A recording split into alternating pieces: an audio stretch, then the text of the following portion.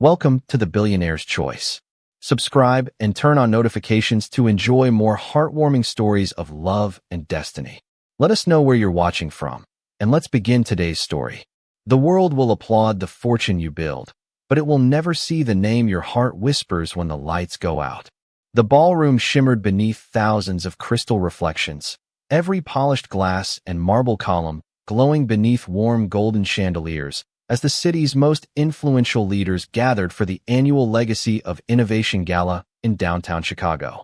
Waiters in black tuxedos moved silently through the crowd, carrying silver trays filled with sparkling water and elegant hors d'oeuvres while cameras flashed from every direction, capturing smiles worth billions of dollars. Tonight belonged to one man. Callan Mercer stood near the center of the stage in a perfectly tailored midnight blue tuxedo, his calm expression almost untouched by the thunderous applause echoing across the room. At 35 years old, he had become the youngest billionaire on the Forbes list after Mercer Dynamics completed the largest clean energy acquisition in company history, transforming a once ambitious startup into one of America's fastest-growing technology empires. News anchors described him as fearless. Investors called him visionary. Employees admired his discipline. The audience rose to its feet, clapping harder as the presenter lifted the crystal award into the air. "Ladies and gentlemen," the host announced with unmistakable admiration, "please join me in congratulating America's newest billionaire, Mr. Callan Mercer." Another wave of applause swept through the ballroom. Phones lifted higher. Television cameras zoomed closer. Smiles stretched wider. Yet Callan barely heard any of it. His eyes wandered past the lights, beyond the applauding strangers, settling somewhere invisible that no one else in the room could reach. He accepted the award with a polite nod before offering the kind of grateful smile he had perfected through years of public appearances. It looked convincing enough to everyone watching. Only he knew it never reached his eyes. Success isn't measured by what you own, he began in a calm, steady voice. It's measured by the people who believed in you before anyone else did. The audience answered with warm applause, assuming it was another polished acceptance speech prepared by public relations experts. But those words had never been written by anyone else. They belonged to a memory that refused to disappear, no matter how many companies he acquired or magazine covers carried his face. After the ceremony ended, executives hurried toward him, eager to shake his hand. Board members congratulated him. Politicians requested photographs. Reporters waited for exclusive interviews. Callan thanked each of them with quiet professionalism before excusing himself for a moment of privacy. He slipped through a side hallway leading to a quiet terrace overlooking the Chicago River. The cool evening breeze carried the distant sound of traffic below, replacing the applause with peaceful silence. For the first time that evening, he finally exhaled. His hand reached inside the inner pocket of his tuxedo jacket with practiced familiarity. Instead of pulling out his phone, he unfolded a small leather wallet worn smooth around the edges from years of careful handling. Hidden inside, behind credit cards no ordinary person could imagine owning, rested something almost weightless. A faded photograph. The corners had softened over time. The colors had begun to disappear. Yet the young woman's smile remained as bright as the afternoon it had been captured. Elise Rowan stood beside a quiet lakeshore wearing a light denim jacket, her wind-blown hair partially covering her face while laughter sparkled in her hazel eyes. She wasn't looking at the camera. She had been looking at him. Callan gently brushed his thumb across the photograph as though afraid time itself might erase what remained. 8 years. 8 birthdays. 8 Christmas mornings. 8 springs when flowers returned exactly as they always had. The world believed Callan Mercer had spent those years building an empire. Only he knew he had spent every single one of them trying to outrun a single goodbye that had never made sense. He quietly closed the wallet. But before sliding it back into his pocket, something slipped free and drifted onto the stone floor. It was an old instant photo he hadn't seen in years, and across the bottom, written in fading blue ink beneath both of their smiling faces, were 5 simple words that instantly stopped his heart. "Meet me here, no matter what." Callan stood motionless beneath the quiet night sky, the old instant photograph trembling slightly between his fingers as memories he had spent years burying returned with startling clarity. The smiling faces frozen on the faded paper belonged to two young dreamers who once believed that love alone could outlast every obstacle life placed before them. 8 years earlier, before magazine covers, billion-dollar negotiations, and private jets became ordinary parts of his life, Callan Mercer had been nothing more than a determined engineering graduate working long hours in a rented warehouse on the south side of Chicago. His office consisted of a folding table, two mismatched chairs, a coffee maker that worked only when it wanted to, and endless sketches covering every available wall. Investors rejected him almost weekly. Banks refused his loan applications. Friends quietly accepted stable careers while he continued chasing an idea that seemed impossible. During those difficult days, there was one person who never laughed at his dream. Elise Rowan believed in him long before the world ever learned his name. She worked at the neighborhood public library while taking evening classes in medical illustration, carefully balancing textbooks, overdue library returns, and a life that never seemed to leave enough money at the end of the month. Every Friday evening, after both of them finished work, they met beside Lake Michigan carrying takeout sandwiches instead of expensive dinners. They sat on the same weathered wooden bench overlooking the water, watching sailboats drift across the horizon while talking about futures that existed only inside hopeful conversations. Callan spoke endlessly about renewable technology that could change communities across America. Elise listened with patient eyes, always asking thoughtful questions instead of practical ones. When self-doubt crept into his voice, she smiled and gently reminded him that every remarkable achievement had once sounded unrealistic. One chilly autumn afternoon, she surprised him with a small silver pendant shaped like a compass. It was simple, elegant, and certainly not expensive, but to Callan it instantly became priceless. She laughed as she fastened it around his neck. "You are always worrying about getting lost," she teased softly. "Now you have something to remind you where your heart belongs." He reached into his pocket and produced a tiny folded note he had been carrying for weeks, too nervous to give her until that moment. Inside were 5 handwritten words. "Meet me here, no matter what." Elise looked at the note, then at the lake stretching endlessly before them, and smiled with the kind of quiet certainty that made every fear disappear. "It is a promise," she whispered. "No matter where life takes us." For nearly 3 years, they never missed a Friday. Rain, snow, busy schedules, broken cars, and exhausting workdays never mattered. They always found their way back to that bench beside the water. It became more than a meeting place. It became home. Then everything changed in a single week. Mercer Dynamics unexpectedly attracted serious investor attention after one of Callan's clean energy prototypes gained national recognition. Meetings filled every day. Flights replaced quiet evenings. His phone never stopped ringing. Elise celebrated every opportunity with genuine excitement, insisting he deserved every bit of success coming his way. Yet Callan noticed something else changing. She seemed distracted. Sometimes she forced smiles that disappeared the moment she thought he was not looking. She occasionally canceled dinner because of family matters she never fully explained.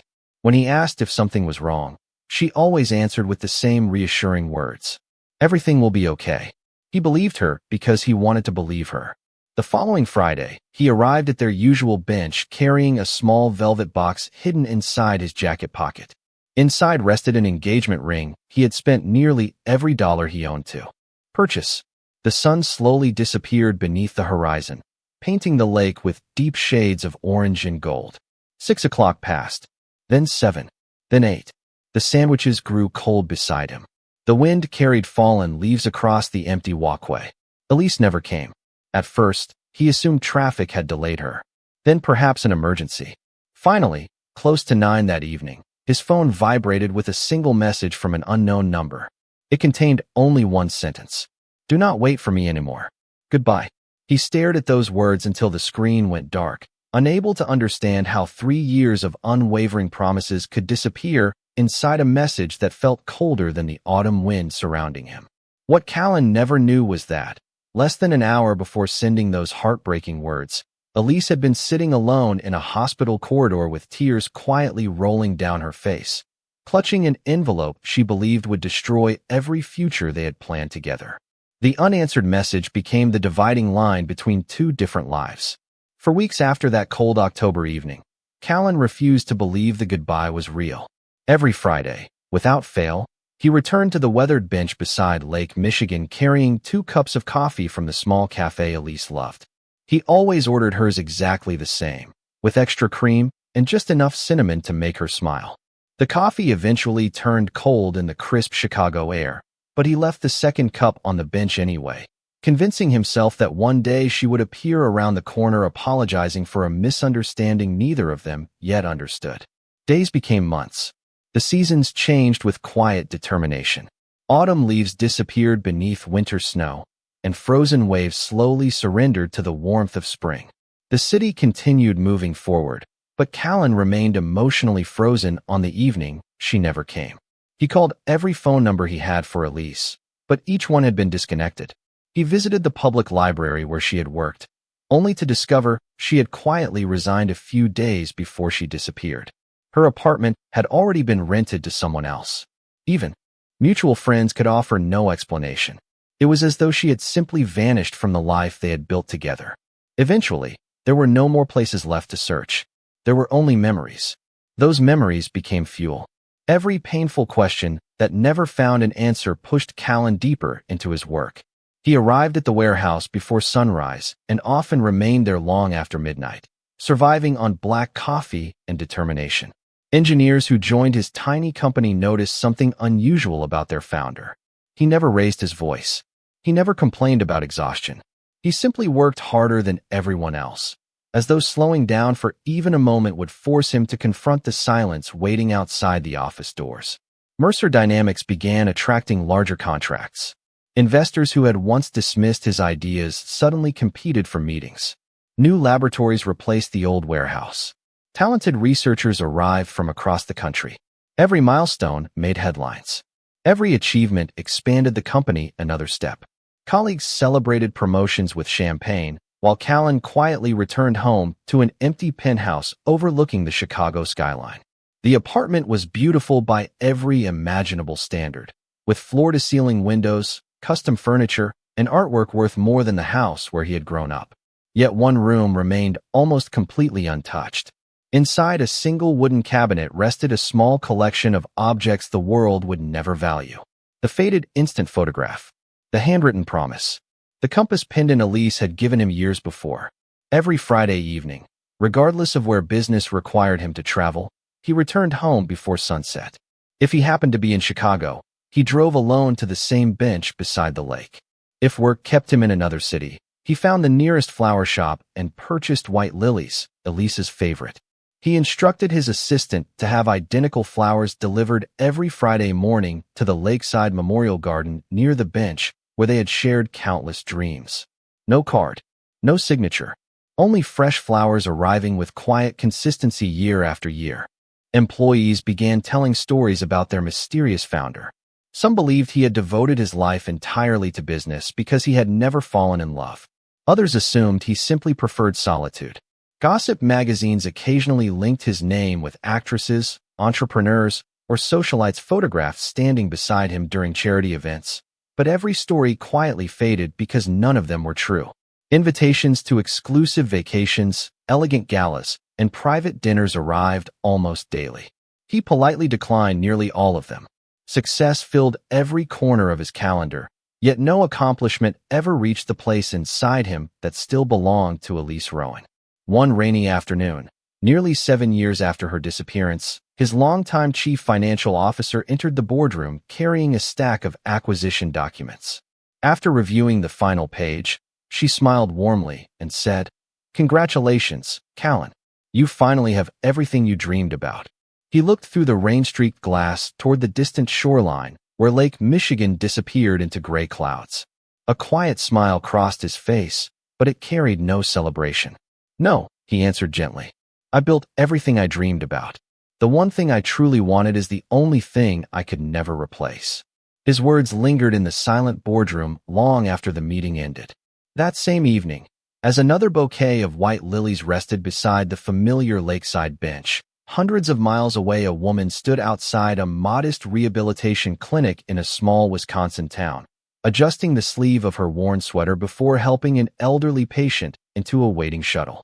Around her neck, hidden beneath the fabric where no one else could see it, hung a simple silver compass pendant that she had never found the strength to throw away. 3 weeks after the gala, Callan landed in Madison for what was supposed to be an ordinary business trip. Mercer Dynamics had recently partnered with several regional hospitals to develop energy-efficient medical facilities, and the final contract required his personal approval before construction could begin. His schedule was planned down to the minute, beginning with breakfast meetings, followed by presentations, interviews, and an afternoon visit to one of the rehabilitation centers receiving the first phase of funding. Normally, he appreciated that level of structure because it left little room for unnecessary thoughts. But that morning something felt different. The autumn air carried the same crisp chill he remembered from years ago, and every gust of wind seemed to bring back echoes he had spent nearly a decade trying to silence. As his driver turned into the parking lot of Cedar Grove Rehabilitation Center, Callan glanced absently through the tinted window. The building itself was modest, surrounded by maple trees whose golden leaves drifted gently across the sidewalks. Nurses pushed wheelchairs through the courtyard, while volunteers greeted elderly patients with warm smiles. It was peaceful, far removed from the polished towers where billion-dollar decisions usually shaped his days. The clinic director welcomed him inside with genuine enthusiasm, explaining how the new energy upgrades would reduce operating costs and allow more resources for patient care. Callan listened attentively, asking thoughtful questions as they walked through bright hallways filled with framed watercolor paintings created by recovering patients. Every room reflected quiet resilience rather than luxury. Halfway through the tour, the director paused beside a therapy room where laughter drifted into the hallway. Through the large glass window, several elderly patients practiced simple balance exercises while a woman encouraged them with calm patience. She knelt beside an older gentleman struggling to regain his confidence after recent surgery, never rushing him, never showing frustration. Instead, she smiled with gentle encouragement.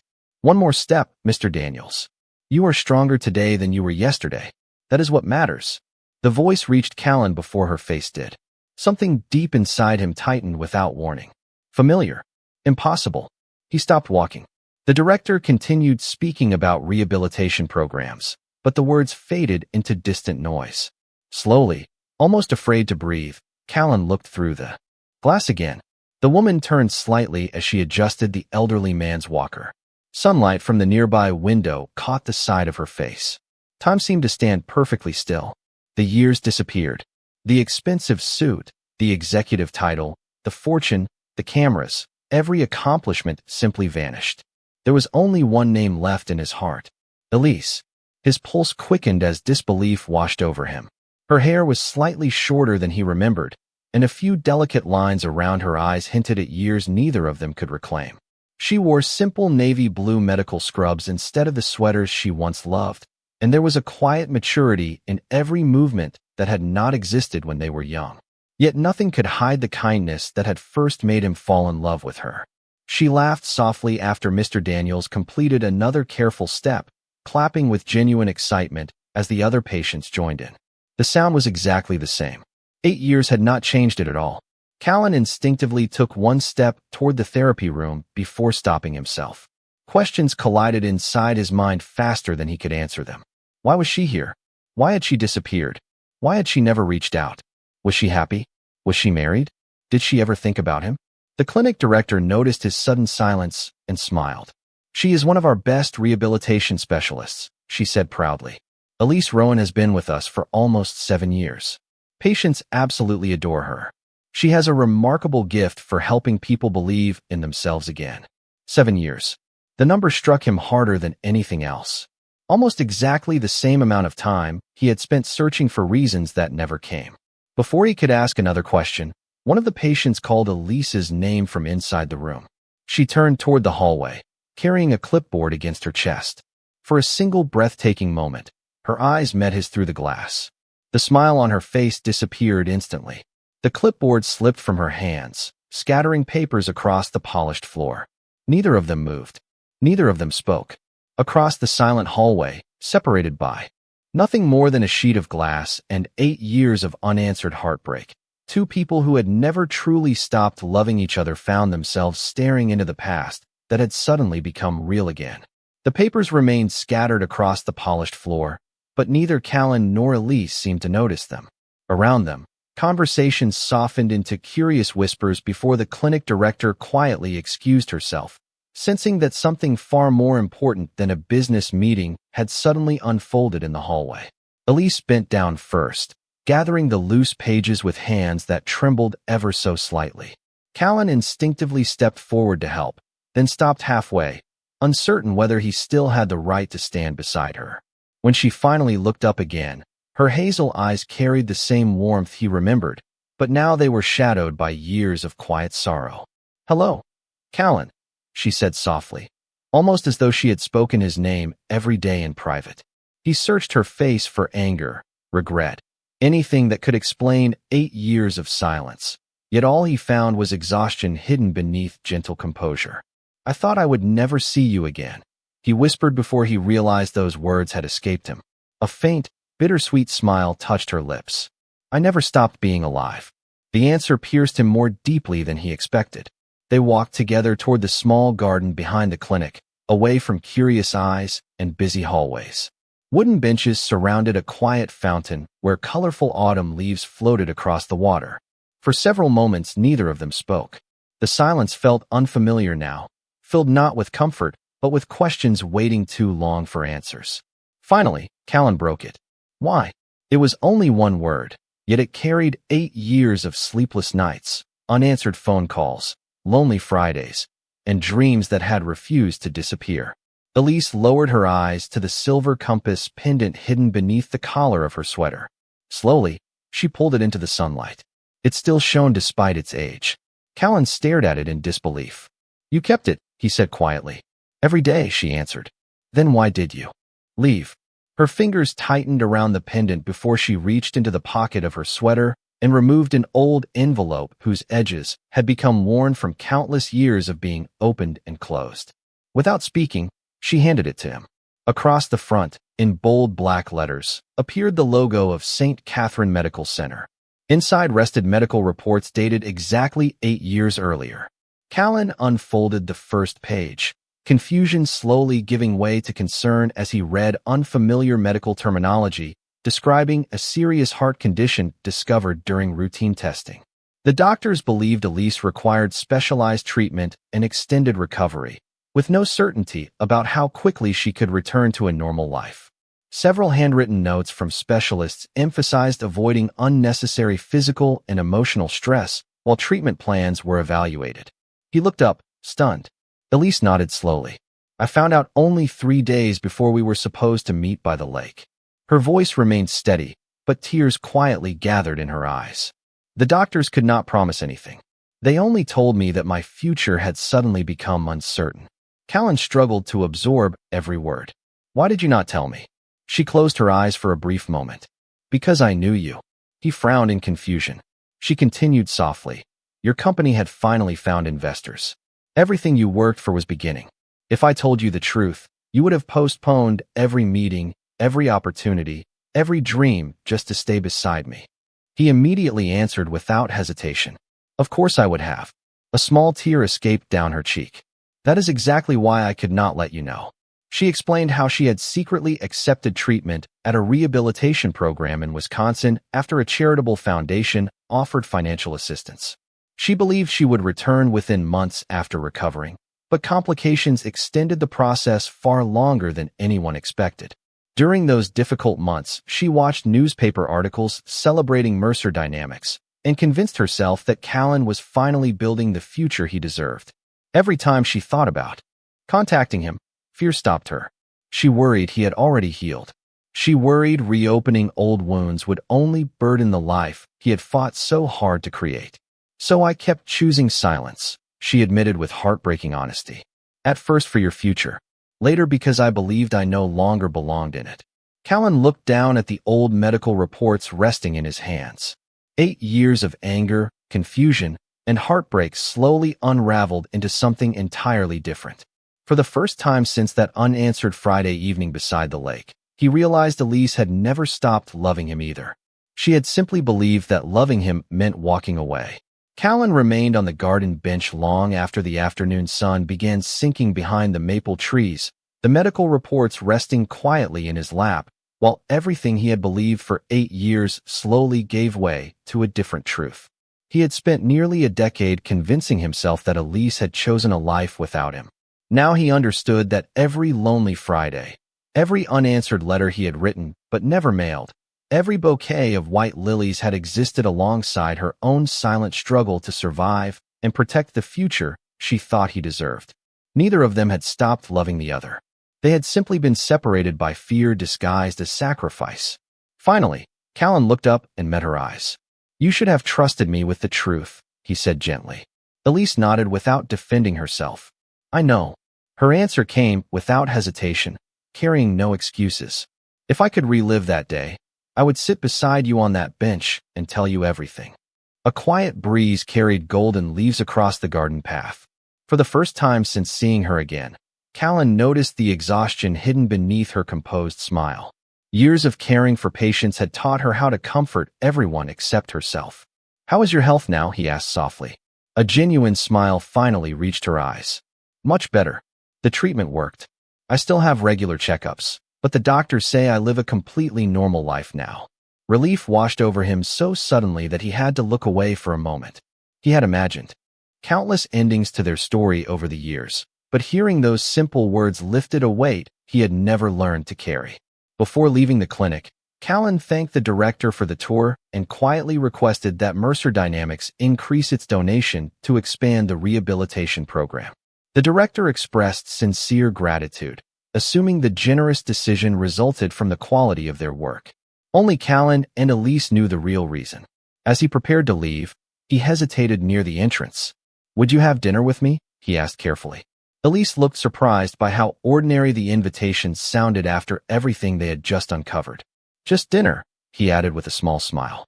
"No interviews. No reporters. No past. Just two people catching up." She considered the invitation for several quiet seconds before nodding. Just dinner.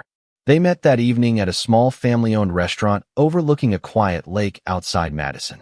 It was nothing like the elegant places where billionaires usually entertained clients. The tables were made of worn oak, handwritten menus rested beside glass jars filled with fresh wildflowers, and the owner greeted nearly every customer by name. The simplicity reminded both of them of the little cafes they used to visit after long workdays in Chicago. Conversation came slowly at first. They spoke about ordinary things that somehow felt extraordinary after 8 years apart. Elise described the patients whose determination inspired her every day.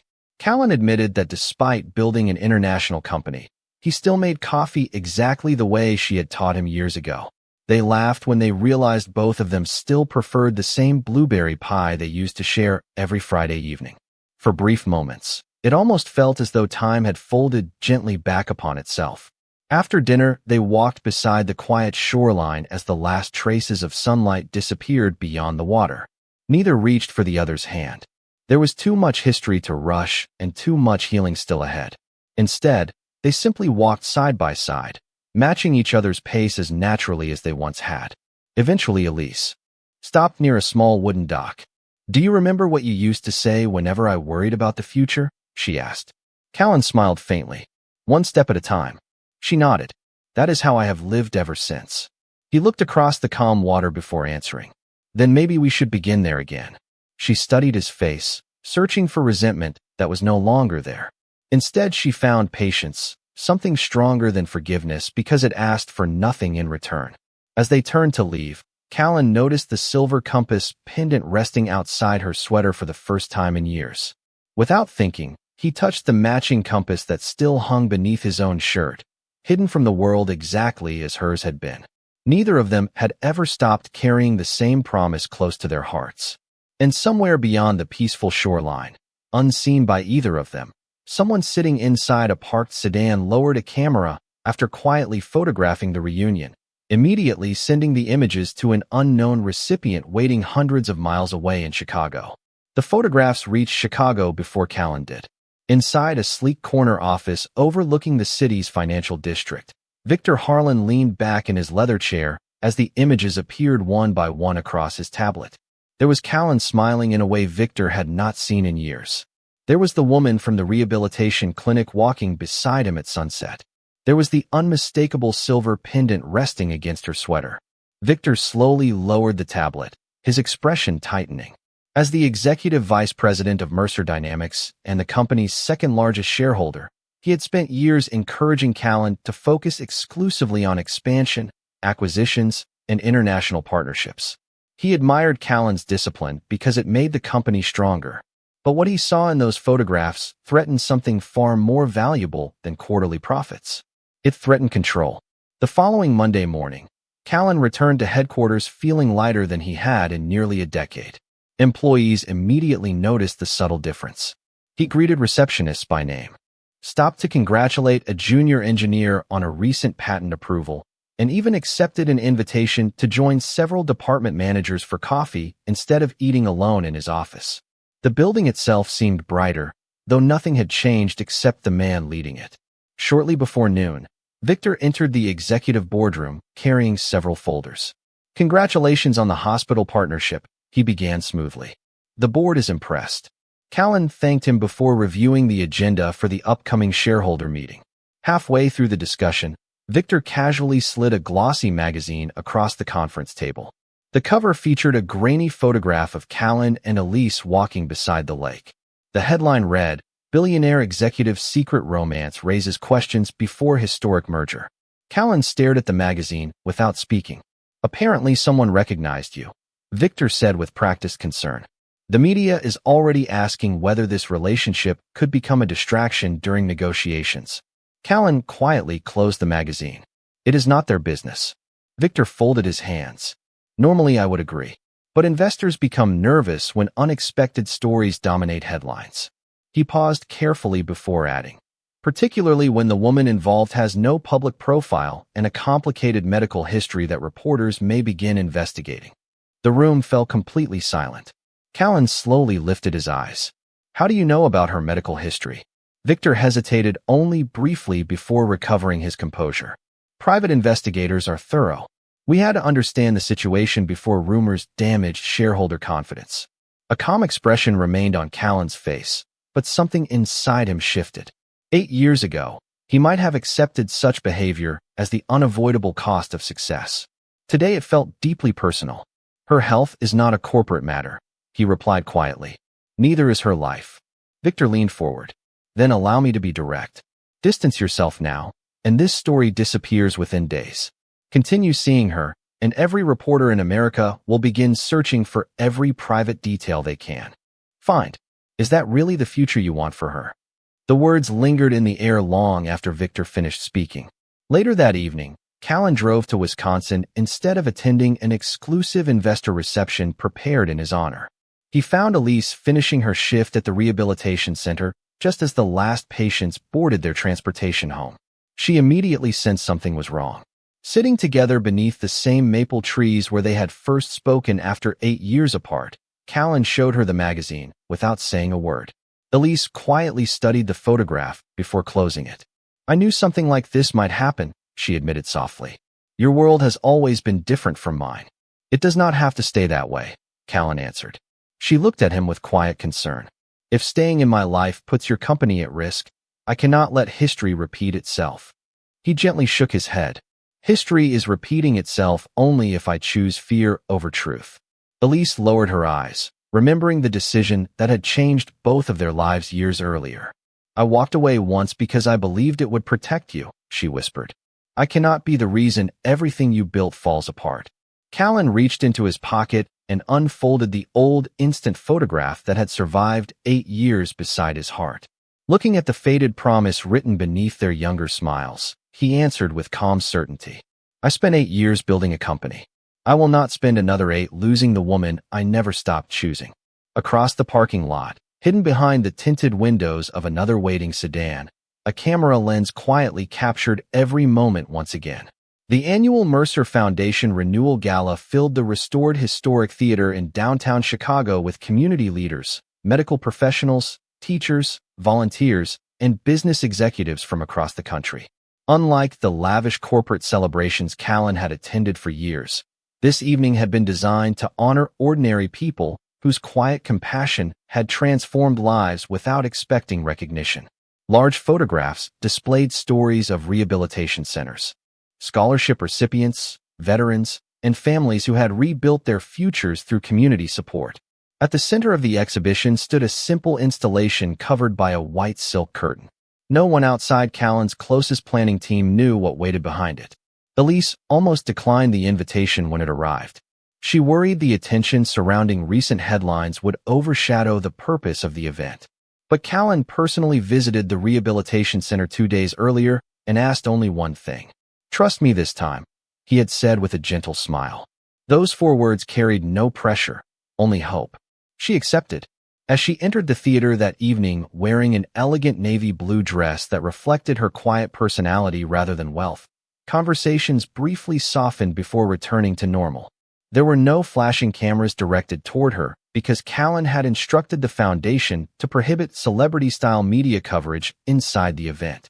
Tonight belonged to people whose kindness deserved to be seen, not sensational headlines. When the final award presentation ended, the master of ceremonies smiled toward the audience. "Before we conclude tonight, Mr. Callan Mercer has requested a few personal remarks." Warm applause filled the theater as Callan stepped onto the stage. He carried no prepared speech. There were no teleprompters. Only a small folded instant photograph rested inside his jacket pocket. Looking across the audience, his eyes found Elise sitting quietly near the middle rows. For several seconds he simply stood there, allowing the silence to settle. "For many years," he began calmly, "people have asked me what inspired Mercer Dynamics. They assumed it was ambition, innovation, or business strategy." A gentle smile appeared. "The truth is much simpler." He removed the faded photograph from his pocket and held it carefully between his fingers. The large screen behind him displayed the image for everyone to see. 2 young people smiled beside a lake, unaware of everything life would eventually place between them. A quiet murmur spread through the audience. Long before anyone called me successful, there was someone who believed in me when success was nothing more than an impossible dream sketched on scraps of paper inside a rented warehouse. Elise lowered her eyes as tears quietly gathered. She celebrated every rejection because it meant I had not given up. She reminded me that character mattered more than recognition. And when fear convinced her that walking away would protect my future, she sacrificed her own happiness without ever asking for credit. The audience listened in complete silence. Callan slowly turned toward the large curtain standing beside the stage. 8 years ago, we made a promise to always meet where our hearts felt most at home. Life interrupted that promise. Tonight, I would like to finish it. With one gentle pull, the curtain fell away. Behind it stood a beautiful bronze sculpture of 2 empty benches facing a peaceful lake, surrounded by engraved white stone panels listing the names of thousands of caregivers, nurses, rehabilitation specialists, volunteers, and ordinary people whose compassion had quietly changed lives across America. At the center of the memorial appeared a simple inscription: "The years we never forgot," dedicated to every heart that chose love over fear. The audience rose in spontaneous applause, not for wealth or achievement, but for the story those words represented. Callan stepped down from the stage and walked directly toward Elise. Every step felt lighter than the one before.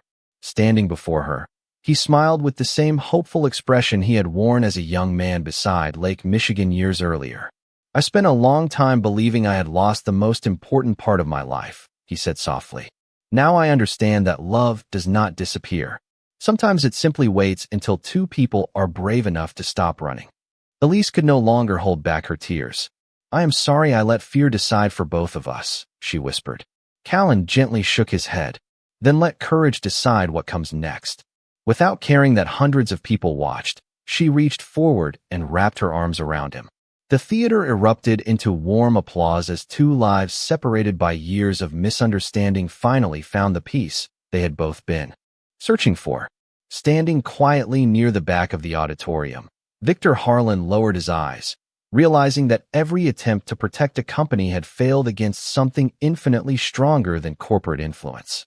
He silently walked away before the celebration ended, while Callan and Elise remained exactly where they had always belonged, choosing each other at last.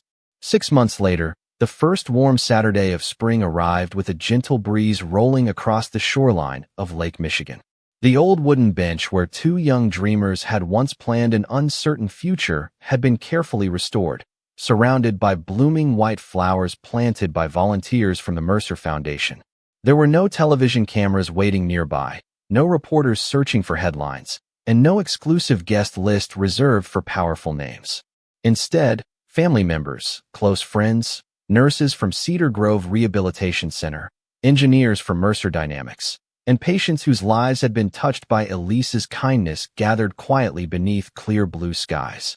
It was exactly the kind of morning both of them would have chosen years before life became complicated.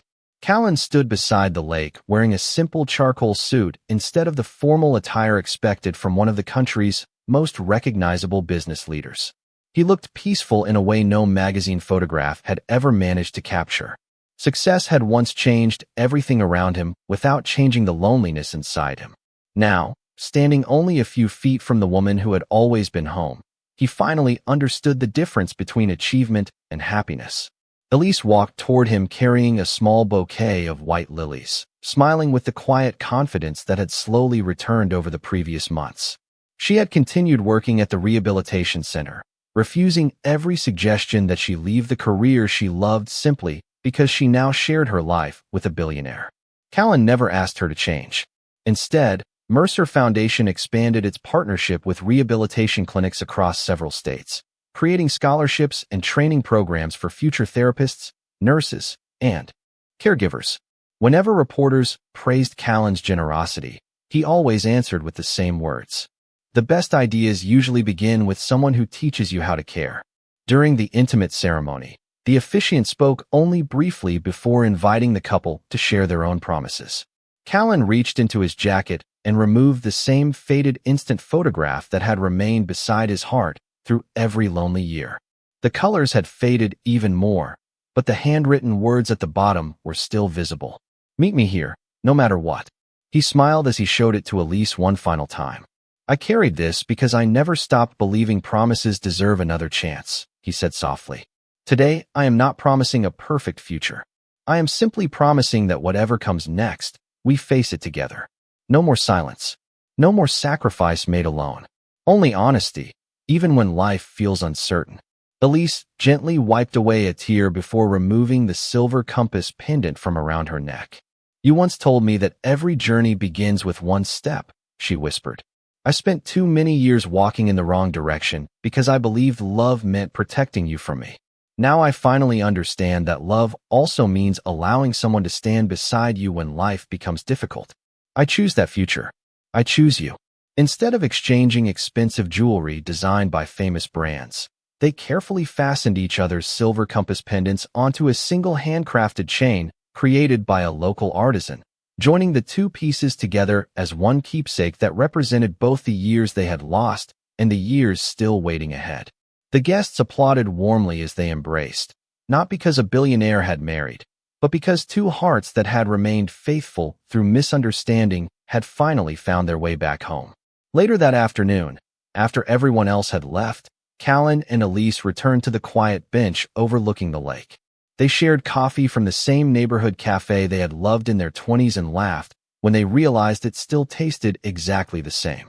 A gentle breeze carried the fragrance of fresh lilies across the water, while sailboats drifted peacefully along the horizon.